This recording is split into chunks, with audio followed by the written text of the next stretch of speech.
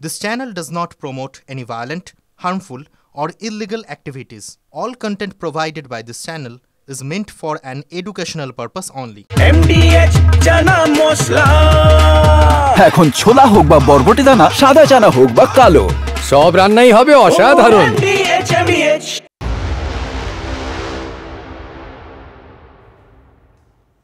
টিভি9 বাংলায় স্বাগত। হটস্পট নিয়ে আপনাদের সঙ্গে রয়েছে আমি শর্মিষ্ঠা। আর হটস্পটে আজকের বিষয়গুলোর সঙ্গে আপনাদের অবশ্যই পরিচয় করিয়ে নিতে হবে, কারণ হটস্পটে খবর থাকে, হট টপিকের উপর খবর থাকে এবং জাতীয় এবং রাজ্য রাজনীতিতে বর্তমানে ঠিক কি ঘটছে তার ইন ডিটেল আপনাদের সামনে তুলে ধরি। চলুন সবার প্রথমে একটুখানি ইস্যুগুলোর সঙ্গে পরিচয় করে নিই, কারণ হটস্পটে আজকে বেশ কিছু গুরুত্বপূর্ণ বিষয় রয়েছে এবং একটা কন্টিনিউয়েশন বলতে পারবো।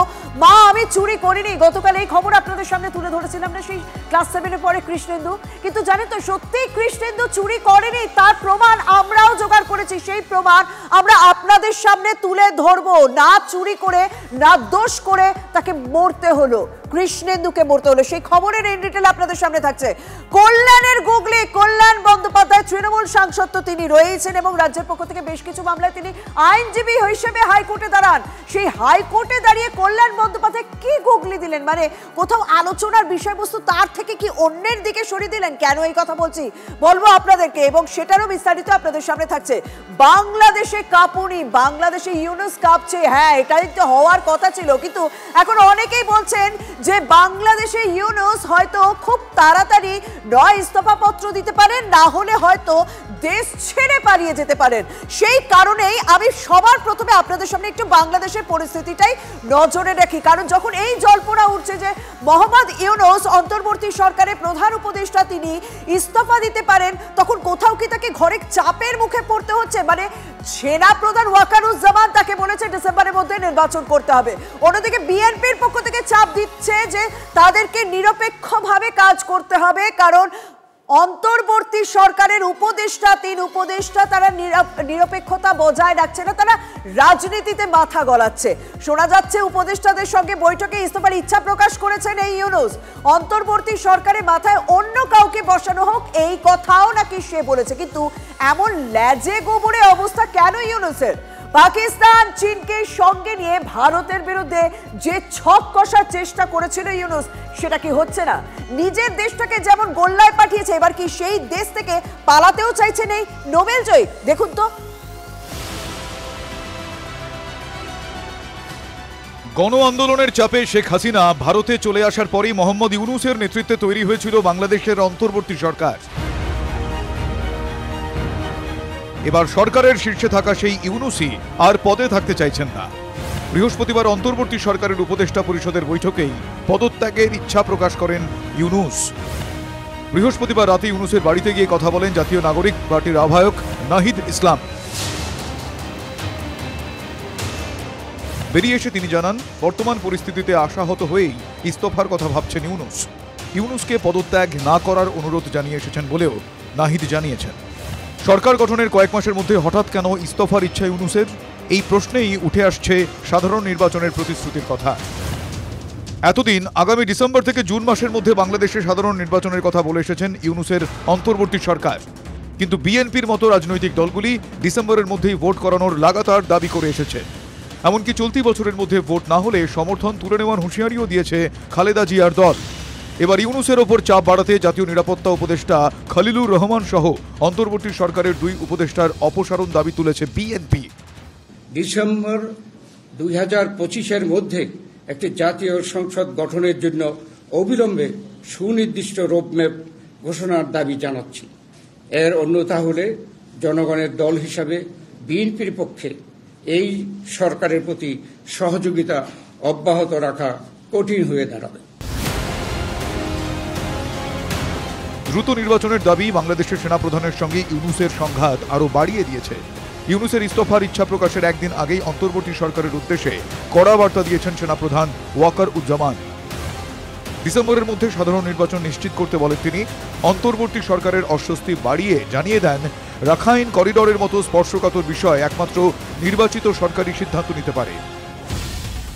এই পরিস্থিতিতে ইস্তফার ইচ্ছা প্রকাশ করেছেন মোহাম্মদ ইউনুস, জানিয়ে হাসিনা বিদায়ের পর আবারও টালমাটাল পরিস্থিতিতে বাংলাদেশ।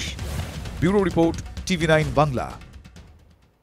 বাংলাদেশের পরিস্থিতি দেখালাম, কারণ বাংলাদেশ যখন ভারতকে অস্বস্তিতে ফেলতে চেয়েছিল তখন বাংলাদেশের অন্তর্বর্তী সরকারের প্রধান উপদেষ্টা দেশ ছেড়ে পালাতে চাইছে, এরকম খবরও কিন্তু আসছে।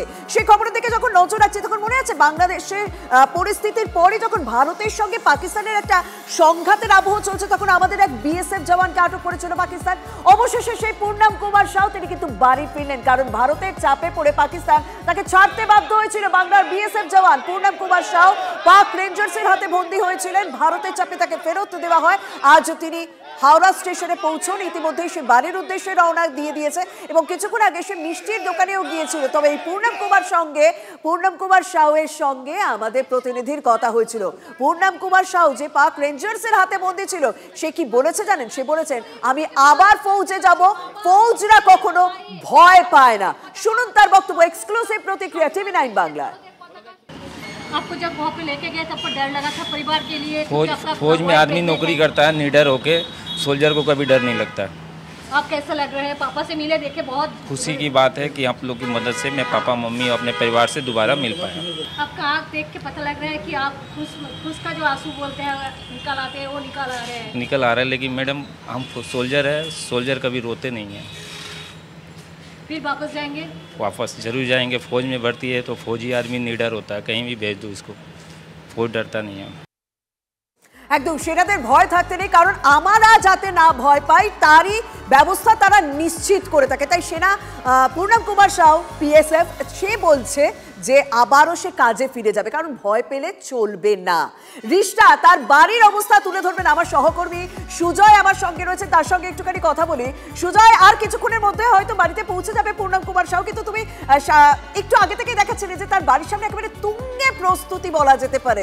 আরো একবার ছবিটা দেখাতে চাইবো, কারণ এই মুহূর্তে যারা দর্শকরা এসেছেন টেলিভিশনের সামনে তাদের সামনে আমি পূর্ণাম কুমার সাউয়ের বাড়ির সামনের ছবিটা, তার পরিবারের উচ্ছ্বাস আনন্দের ছবিটা দেখতে চাই। দেখো, আজকের দিনটা তোমার আমার গোটা বাংলার গোটা রিষড়াবাসীর কাছে অত্যন্ত আনন্দের দিন। তাই আনন্দটা ভাগ করে নিতে রিষড়াবাসী একটুও কসুর ছাড়ছেন না। গোটা এলাকা রিষড়ায়, যেখানে পাড়া বলা চলে পূর্ণামের, কার্যত জাতীয় পতাকায় ছেয়ে গিয়েছে, প্রত্যেকের হাতে জাতীয় পতাকা। তার কারণ আর কিছু সময়ের মধ্যেই পূর্ণাম এই রাস্তা দিয়েই তার বাড়ির উদ্দেশ্যে যাবে এবং সেজন্য তাকে স্বাগত জানাতে জাতীয় পতাকায় রাস্তার দুধারে দাঁড়িয়ে রয়েছে। আমার সহকর্মী অভিজিৎকে বলবো একটু সামনের ছবিটা দেখানোর জন্য। রাস্তার দুধারে তিনি যে রাস্তা দিয়ে আসবেন, দুধারে অসংখ্য মানুষ, তারা প্রত্যেকে স্থানীয়, তারা প্রত্যেকেই তার এলাকার, তার পাড়ার জাতীয় পতাকা নিয়ে তাকে স্বাগত জানাতে প্রস্তুত। এবং তার পাশাপাশি তিনি যখন এখানে আসবেন, আসার সঙ্গে সঙ্গে যেটা ছবিটা আগে আমরা দেখিয়েছি যে একটি সুসজ্জিত হুটখোলা জিপ, সেই হুটখোলা জিপে করে তাকে নিয়ে যাবে। আমি আরও একবার সেই হুটখোলা জিপের ছবিটা দেখাই। আমার সহকর্মী অভিজিৎকে বলবো একটু এদিকে ছবিটা দেখানোর জন্য। এই সেই হুটখোলা জিপ, যে হুটখোলা জিপের সামনে দেখতে পাচ্ছ যে পূর্ণামের ছবি এবং তাকে স্বাগত জানিয়ে একটা ব্যানার, দুদিকে জাতীয় পতাকা, এবং এই জায়গাটাতে একদম রিষড়াবাসীর মধ্যে সেই আনন্দ উচ্ছ্বাস দেখা গিয়েছে। এবং সত্যি ছবিটা আজকে খুব ভালো লেগেছে, যখন হাওড়া স্টেশনে নামলো পূর্ণাম কুমার সাউ, তার বাবা তাকে জড়িয়ে ধরেন, জাতীয় পতাকা একেবারে মুড়ে ফেলা হয় পূর্ণাম কুমার সাউকে। সেই আনন্দ উচ্ছ্বাসটা প্রত্যেকটা মানুষের মধ্যে, সেই আনন্দ উচ্ছ্বাস গোটা দেশের মানুষের মধ্যে, সেই আনন্দ উচ্ছ্বাস রিষড়াবাসীর মধ্যে, অন্তত সেই ছবি ধরা পড়ছে। আপাতত তোমাকে ধন্যবাদ সুজয়। এবার আমরা কৃষ্ণেন্দুর গল্প আপনাদেরকে বলবো, কৃষ্ণেন্দুর আসল ছবিটা দেখাবো। হ্যাঁ, কালকে তো আমরা তার এই সুইসাইড নোটটা দেখিয়েছিলাম যে মা আমি চুরি করিনি, কিন্তু সে তো সত্যি কথাই বলেছিল। কেন জোর দিয়ে এই কথাটা বলছি জানেন? কারণ জোর দিয়ে বলছে আমি বিগ বলে বলবো সেই সিসি ক্যামেরা ফুটেজটা তুলে ধরতে, যে সিসি ক্যামেরা ফুটেজে স্পষ্ট কৃষ্ণেন্দু সত্যি মাটি থেকে কুরকুরে প্যাকেটটি তুলেছিল। দেখুন, দোকানের সামনে পড়ে রয়েছে চিপসের প্যাকেট, আমরা মার্ক করে দিয়েছি আপনাদের সামনে। এবারে কৃষ্ণেন্দু ভরা বাজারে ওই সিভিক ভলান্টিয়ারের সামনে, তার মায়ের সামনে মিথ্যে কথা বলেনি, সে সত্যিই বলেছিল যে চিপসের প্যাকেটটা রাস্তাতেই পড়েছিল। আপনারা সেই ছবি দেখতে পাচ্ছেন, ওই যে কৃষ্ণেন্দু বেরোচ্ছে, কারণ সে তখন দোকানে ডাকাডাকি করেছে, সেই ডাকে কেউ সাড়া দেয়নি। সে বেরোয়, বেরিয়ে এসে আশেপাশে দেখে পর্যন্ত যদি ওই দোকানের মালিককে পাওয়া যায়, মানে ওই সিভিক ভলান্টিয়ারকে পাওয়া যায়, সে কিন্তু অপেক্ষা করছে।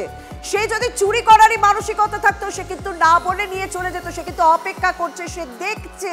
সে তার আগে দোকানে গিয়ে ডাকাডাকি পর্যন্ত করেছে, এরপর সে ওই প্যাকেটটা তুলে নিচ্ছে। দেখতেই পাচ্ছেন ওই মিষ্টির দোকানের সামনে থেকে ওই প্যাকেটটা তুলে নিল সে এখনো দেখছে দোকানের সবাইকে, সে দোকানের মালিককে খুঁজছে, তারপর সাইকেল নিয়ে বেরিয়ে গেল। আচ্ছা, তার তার দোকানে সিসি ক্যামেরা ফুটেজ তো রয়েছে, সিভিক পুলিশ কেন ওই সিসি ক্যামেরা ফুটেজ না দেখে একেবারে সরাসরি ওই বাচ্চাটিকে চোর বললো? একটা ক্লাস 7-এ পড়ে বাচ্চাকে সবার সামনে চোর বললো, মারধর করলো, ওঠবোস করানো হলো। সত্যিই তো মানে আইনের সঙ্গে যার কাজ, সেই সিভিক ভলেন্টিয়ার যার আইনের সঙ্গে কাজ, যারা পুলিশ কর্তার সঙ্গে থাকেন, তারা তো প্রমাণে বিশ্বাসী। সেই প্রমাণটা না দেখে, সেই প্রমাণটা না দেখিয়ে কেন ভরা বাজারের সামনে একটা বাচ্চাকে এরকম চোর অপবাদ দেওয়া হলো? সেই প্রশ্ন প্রত্যেকেই তুলেছে। তবে এই মুহূর্তে কৃষ্ণেন্দুর মা, তার সঙ্গে আমাদের কথা হয়েছিল। সেই মা কি বলছেন শুনুন। যে মাকে সে বলেছিল, মা আমি চুরি করিনি, ছুটি গেছে চোর করে, সেখানে যে সন্তানকে ধরে তাকে কান ধরে উঠবোস করিয়েছে, মারছে। হ্যাঁ, তারপরে আবার বলেছে যে তুমি তোমার বাবা মাকে নিয়ে তুমি যাবে, আমি পুলিশ, তোমাকে দেখবে, জেলে ধরে দেবো আমি বলেছে। যে ভাবছি যে আমার সন্তানকে ওই 3টা কুড়কুড়ের মূল্যে দেখুন, আমার সন্তান যখন চলে গেল, আমি চাইছিলাম যে আমাকে এই 3টা কুড়কুড়ের মূল্য আমার সন্তানকে ফিরিয়ে দেবো, ওর জন্য বাড়িতে নিয়ে গেলাম। শুনেছেন বাসের চেয়ে কঞ্চির দর বলা হয় বেশি না? এই দোকানের মালিক সিভিক ভলেন্টিয়ার শুভঙ্কর কি বলেছে? আমি পুলিশ। সে ভয় দেখিয়েছে, ভয় দেখিয়ে বাচ্চাটাকে সবার সামনে চোর অপবাদ দিয়েছে। তার বাবা মাকেও পর্যন্ত ভয় দেখানো হয়েছে। তার দোকানেই কিন্তু সিসিটিভি লাগানো ছিল, সিসি ক্যামেরা লাগানো ছিল। ওই ছোট্ট ছেলেটাকে চোর অপবাদ দেওয়ার আগে, রাস্তায় কান ধরে উঠবোস করানোর আগে একবার সেই সিসি ক্যামেরা ফুটেজ যদি চালিয়ে দেখা হতো, তাহলে হয়তো ওই বাচ্চাটাকে হারাতে হতো না। কোনো প্রমাণ ছাড়া এক নাবালককে রাস্তায় সে পেটালো কেন? ক্ষমতার উপর ভর করে কৃষ্ণেন্দুকে কি বলেছিল শুভঙ্কর, শুনুন।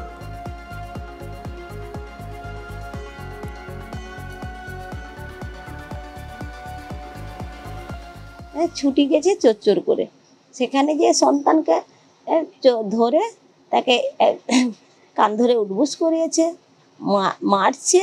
হ্যাঁ, তারপরে আবার বলেছে যে তুমি তোমার বাবা মাকে নিয়ে তুমি যাবে, আমি পুলিশ, তোমাকে দেখবে, জেলে ধরে দেবো আমি বলেছে। যে ভাবছি যে আমার সন্তানকে ওই 3টা কুড়কুড়ের মূল্যে দেখুন, আমার সন্তান যখন চলে গেল, আমি চাইছিলাম যে আমাকে এই 3টা কুড়কুড়ের মূল্য আমার সন্তানকে ফিরিয়ে দেবো, ওর জন্য বাড়িতে নিয়ে গেলাম।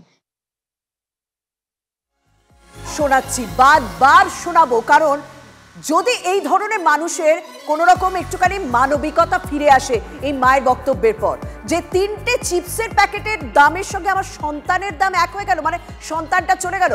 আমরা কথা বলেছিলাম মনোবিদ চিকিৎসকের সঙ্গে, তিনি কি বলছেন, কেন এই ধরনের ঘটনাটা বারবার ঘটে, এই ধরনের অভিযোগগুলো বারবার আসে। মা বাবা যখন শাসন করছেন বাচ্চাকে, তাদেরও কিন্তু সেটা মাথায় রাখার কথা, তাদের মাথায় রাখা প্রয়োজন। কি বলছেন চিকিৎসকরা, একবার শোনা যান। এই যে অ্যাডোলেসেন্ট পিরিয়ড 10 থেকে 19 বছর, এই বয়সে যে দুটি কারণে সবচেয়ে বেশি আত্মহত্যার ঘটনা ঘটে, তার প্রথমটি হচ্ছে ব্রেকআপ ইন রিলেশনশিপ এবং দ্বিতীয়টি হচ্ছে ফেলিয়ার ইন এক্সামিনেশন। কিন্তু তৃতীয় যে কারণটি আসে, সেটা হচ্ছে বাবা মায়ের বকুনির পরিবর্তে হিসেবে সঙ্গে সঙ্গে তারা কিন্তু একটা তাৎক্ষণিক আবেগে আত্মহত্যার পথ বেছে নেয় এবং তখন সে অগ্রপশ্চাৎ বিবেচনা করে না। এবার যে খবরের দিকে আমরা নজর রাখবো, চাকরিহারা শিক্ষকদের আন্দোলনের দিকে নজর রাখতে হবে। বিকাশ ভবনের সামনে যারা আন্দোলন করছে, আজ যখন কলকাতা হাইকোর্টে এই বিষয়ে শুনানি চলছিল, তখন কিন্তু কলকাতা হাইকোর্ট স্পষ্ট করে জানিয়ে দিয়েছে যে তাদের বিরুদ্ধে কড়া ব্যবস্থা নেওয়া যাবে না, এবং তারা যেখানে আন্দোলন করছে সেই আন্দোলনস্থল তাদের পরিবর্তন করতে হবে, সেন্ট্রাল পার্কে সুইমিং পুলের কাছে করতে হবে। কিন্তু কল্যাণ বন্দ্যোপাধ্যায় গুগলি কেন বলা হচ্ছে জানেন? কল্যাণ বন্দ্যোপাধ্যায় গতকাল হাইকোর্টে দাঁড়িয়ে চাকরিহারা শিক্ষকদের গুন্ডা বলেছিল, এবং সেই কথার সাফাই আজকে কল্যাণ বন্দ্যোপাধ্যায় অর্থাৎ তৃণমূল সাংসদ অর্থাৎ রাজ্যের পক্ষ থেকে যে আইনজীবী হয়েছেন কল্যাণ বন্দ্যোপাধ্যায়, তাকে দিতে দেখা গেল সেই কথার সাফাই। সেই সাফাই দিতে গিয়ে যেন পুরো প্রচারের আলোটা নিজের থেকে সে অন্যদিকে ঘুরিয়ে দিল, কোথাও একটা গুগলি দিল, মানে কোথাও আলোচনার বিষয়টা একটু অন্যদিকে দেওয়ার চেষ্টা করলো। কেন এই কথাটা বলছি, কেন কল্যাণ বন্দ্যোপাধ্যায় গুগলি দেওয়ার কথা বলছে এই চাকরিহারাদের প্রসঙ্গে, একবার দেখে নিন।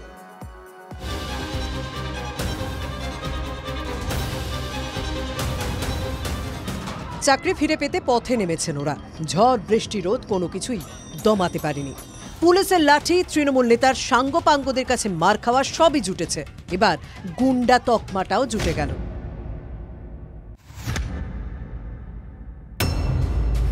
সৌজন্যে হাইকোর্টে রাজ্যের আইনজীবী ও তৃণমূল সাংসদ কল্যাণ বন্দ্যোপাধ্যায়। বিকাশ ভবনের সামনে চাকরিহারারা আন্দোলন করতে পারবেন নাকি অন্য কোথাও সরে যেতে হবে, হাইকোর্টে এ নিয়ে মামলা। শুনানি পর্বে কল্যাণ বন্দ্যোপাধ্যায়ের মন্তব্য, বিকাশ ভবনের সামনে চাকরিহারাদের হামলায় আহত হন 22 জন পুলিশ অফিসার, 19 জন সাধারণ মানুষ অসুস্থ হয়েছেন। State administrative tribunal, vigilance commission, SBI এর শাখা স্তব্ধ হয়ে পড়ে আছে এই হুলিগানদের জন্য। যেটা বলার সেটা, যেখানে হুলিগান বলার সেখানে হুলিগান বলতে হবে, যেখানে সমব্যথী বলার সেখানে সমব্যথী বলতে হবে। আমরা তো তাদের জন্য চিন্তা ভাবনা করছি, হুলিগানিজমের করার তো দরকার নেই। এই মন্তব্য নিয়ে তীব্র প্রতিক্রিয়া তৈরি হতেই আবার আরেক সুর কল্যাণের গলায়। আদালতে যাদের গুন্ডা বললেন তাদেরই পাশে দাঁড়ালেন, সঙ্গে চাঞ্চল্যকর ইঙ্গিত। এই যে চাকরি প্রার্থীদের আন্দোলনে বসতো, ওদের কি কারো দোষ ছিল? ছিল তো বটেই, নিশ্চয়ই ছিল একজনের। সে কি শাস্তি পাচ্ছে? সে পাচ্ছে কি পাচ্ছে না তোমরা বোঝো, একজন তো জেল খাটছে। কারুর অন্যায়ের জন্য কাউকে তো হ্যাম্পার হতে হয়। এই ছেলেগুলো যে চাকরি গেছে কারুর তো অন্যায়ের জন্য হয়েছে, সে জেলে থাকলো। একজন তো জেল খাটছে, আর একজনকে কার দিকে ইঙ্গিত করছেন কল্যাণ? বিতর্ক যে এবার অন্যদিকে টার্ন করিয়ে দিলেন কল্যাণ। বিতর্ক থেকে বাঁচতে নাকি নতুন বিতর্ক উস্কে দিতে? TV9 বাংলা। তাহলে কল্যাণে গুগলি, কল্যাণে বিতর্ক দেখলেন, কিন্তু যাদের সম্পর্কে এই ধারণা সেই চাকরিহারারা কল্যাণের এই গুন্ডা বিতর্কে কি বলছেন একবার বিরতিতে যেতে যেতে শুনে নিন। আমরা আপনার অধীনে আপনাদের স্কুলগুলোকে পরিষেবা দিয়ে আসছি 7 বছর ধরে সসম্মানে, আমরা বাচ্চাদেরকে গড়ছি।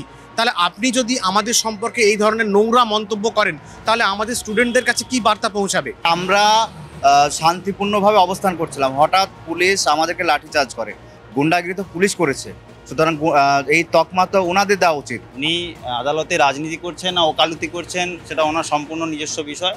যারা চোর দুর্নীতি করে মেরে ছেঁচে সেই শিক্ষক, সেই যোগ্য শিক্ষক, তাদের উপরে গুন্ডা তকমা লাগে, এর থেকে নির্লজ্জ আর নির্লজ্জ কথা হতে পারে না। ভারতীয় নাগরিক হিসেবে ওনার কাছে দাবি রাখবো যিনি উনি যেন সুস্পষ্ট যুক্তি দিয়ে সেই কথাটা বলেন, কারণ আমরা এখানে কোনো রকম গুন্ডামি করিনি, আমরা আমাদের দাবি দাওয়া নিয়ে গেছিলাম। আমরা কোনো গুন্ডা নই, আমরা যোগ্য শিক্ষক শিক্ষিকা, সিবিআই, বাগ কমিটি, কোনো লিস্টে আমাদের কোনো নাম নেই। আমরা সেই ছোটবেলা থেকে জেনে এসেছি সত্যমেব জয়তে, সেই ভরসাতেই বসে আছি। এবার একটু পাকিস্তানের দিকে নজর রাখা যাক। অপারেশন সিঁদুরের পরাক্রমে বিধ্বস্ত পাকিস্তান, শুধু সামরিক ক্ষতির পরিমাণই 30,000 কোটি ছাড়িয়ে গিয়েছে। ভারতের প্রত্যাঘাতে ক্ষয়ক্ষতির পরিমাণ প্রকাশ্যে আনতে এখন লজ্জা পাচ্ছে ইসলামাবাদ। পাক সেনার অভ্যন্তরীণ রিপোর্টে বিপুল সামরিক ক্ষতির উল্লেখ রয়েছে। ভারতের প্রত্যাঘাতে ভেঙে পড়েছে 4টি F-16 যুদ্ধ বিমান, ধ্বংস হয়েছে রেডার সিস্টেম, IL-78 রিফুয়েলিং ট্যাঙ্কারও নষ্ট হয়েছে। ভারতে হামলা করতে পাঠানো সব মিসাইল এবং ড্রোন ধ্বংস হয়ে গিয়েছে। ক্ষতিগ্রস্ত হয়েছে বায়ুসেনা ঘাঁটিতে দাঁড়িয়ে থাকা একাধিক যুদ্ধ বিমান। ক্ষতিগ্রস্ত হয়েছে পাক বায়ুসেনা কমান্ড সেন্টার ও নূর খান এবং রহিম ইয়ার খান এয়ারবেস ভয়ঙ্করভাবে ক্ষতিগ্রস্ত।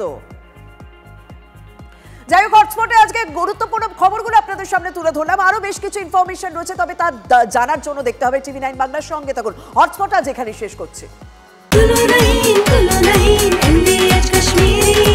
আরে কম দে কিন্তু খাঁটি দে। MDH কাশ্মীরি লাল লঙ্কার গুঁড়ো। MDH